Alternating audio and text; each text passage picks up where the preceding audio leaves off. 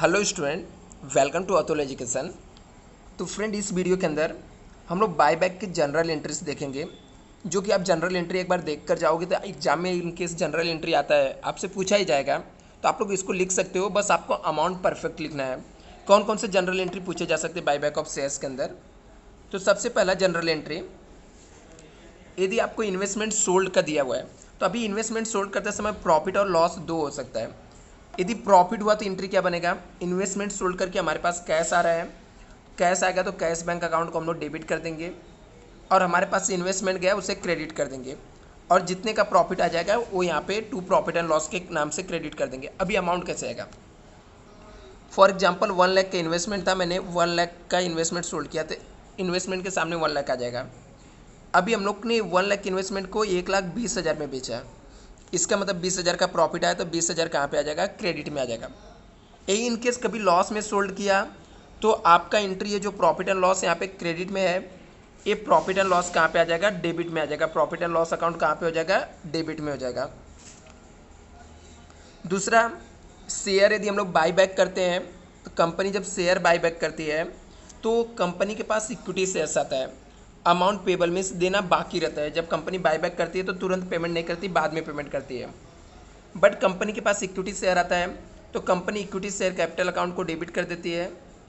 यदि कंपनी 20 रुपये के शेयर गए, या फेस वैल्यू मान लो शेयर का 10 रुपये है, कंपनी ने इसको 15 रुपये में बाई बैक किया, इसका मतलब होता है फेस वैल्यू वाला जो अमाउंट रहता है वो आपका मेन अमाउंट रहता है। 5 रुपये जो एक्स्ट्रा दिए उसे हम लोग प्रीमियम ऑन बाई बैक बोलते हैं। टोटल मिला के शेयर होल्डर को कितना देना है? 15 रुपये देना है।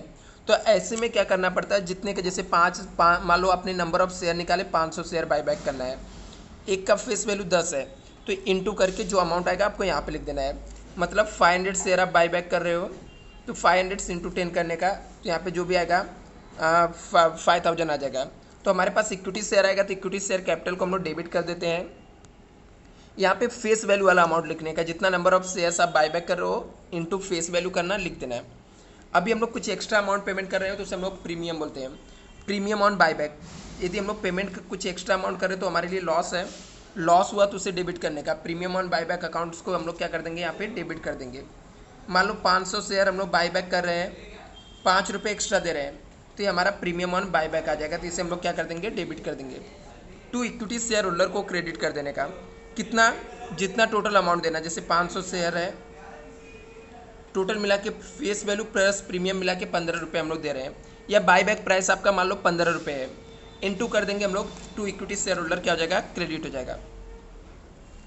अभी जितना फेस वैल्यू के अमाउंट का आप पेमेंट कर रहे हो, वो फेस वैल्यू अमाउंट जो रहता है, जो आप फेस वैल्यू का अमाउंट का पेमेंट कर रहे हो, वो आप फ्री रिजर्व में से जितना यूज करो, चाहे वो आप प्रॉफिट एंड लॉस में से यूज करो, या फिर जनरल रिजर्व से यूज करो, या रिजर्व एंड सरप्लस से यूज करो, या आप सिक्योरिटी प्रीमियम से, ए टू जेड जितने भी फ्री रिजर्व आपके होते हैं उसमें से जितना भी अमाउंट यूज करोगे उसको ट्रांसफ़र करना पड़ता है CRR में।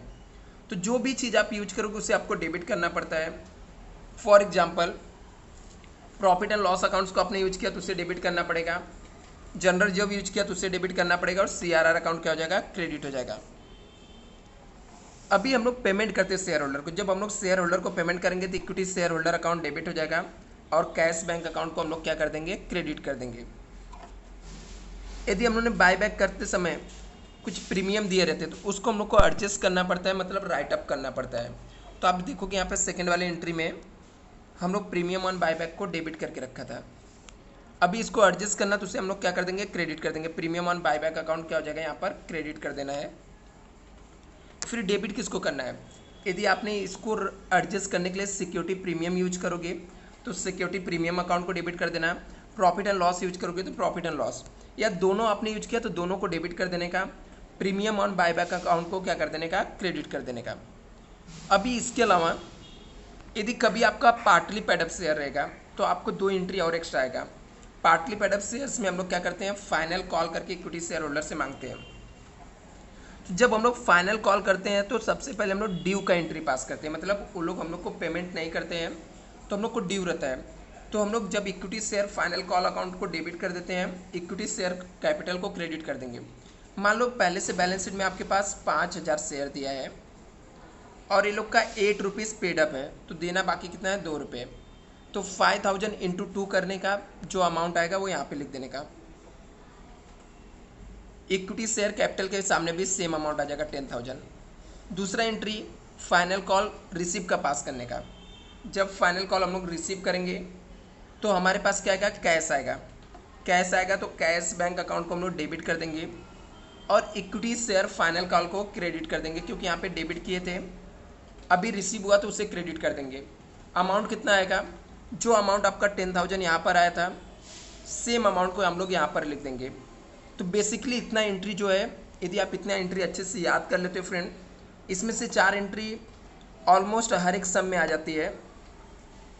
एक तो ये बाई बैक वाली एंट्री जो है, दूसरा फ्री रिजर्व ट्रांसफ़र का CRR में, और थर्ड आपका पेमेंट टू शेयर होल्डर की एंट्री, और इसके अलावा प्रीमियम को एडजस्ट करने वाली एंट्री। 4 एंट्री हर एक सम में आ जाती है। यदि आपको इन्वेस्टमेंट सोल्ड का दिया रहेगा सब में तो ही आपको एंट्री पास करना है, अदरवाइज आपको ये एंट्री नहीं पास करना रहता है। और यदि आपका पार्टली पेड अप शेयर रहेगा तो ही एक कॉल करके फुल्ली पेड अप करना है, फुल्ली पेड अप वाली एंट्री आपको पास करना है। अदरवाइज आपको ये फुल्ली पेड अप की भी एंट्री आपको पास नहीं करना पड़ता है। तो यदि आप ये पूरे जनरल एंट्री को प्रॉपरली प्रिपेयर कर लेते हो तो ऑलमोस्ट आपके जो बाई बैक रहेंगे इसकी जनरल एंट्रीज का मार्क्स आपको मिल जाएगा यदि अमाउंट आप प्रॉपर लिख लोगे।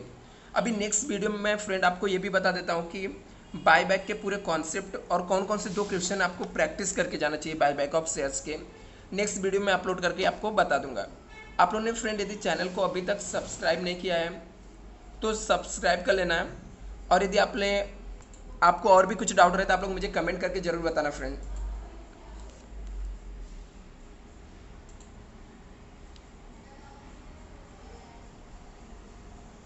फ्रेंड एक चीज़ मैं और एक्सप्लेन कर देता हूँ आपको बहुत सारे ऑब्जेक्टिव क्वेश्चन भी पूछे जाते हैं। जैसा कि आपको पता है कि 20 मार्क के आपके ऑब्जेक्टिव क्वेश्चन होते हैं और 20 मार्क के थियरी होते हैं। तो 20 मार्क के ऑब्जेक्टिव क्वेश्चन के लिए एक बार कॉन्सेप्ट आपका क्लियर रहेगा तो आप ऑब्जेक्टिव राइट कर सकते हो। थियरी क्वेश्चन के पॉइंटर आप अच्छे से बना लो। यदि आपके पॉइंटर प्रॉपर रहेंगे तो आप आराम से इसको क्या कर सकते हो, जाके वहाँ पे लिख सकते हो।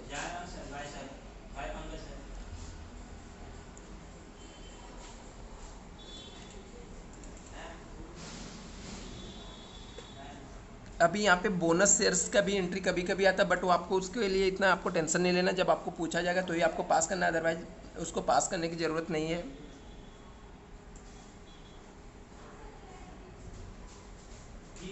चलो friend, thank you so much, all the best.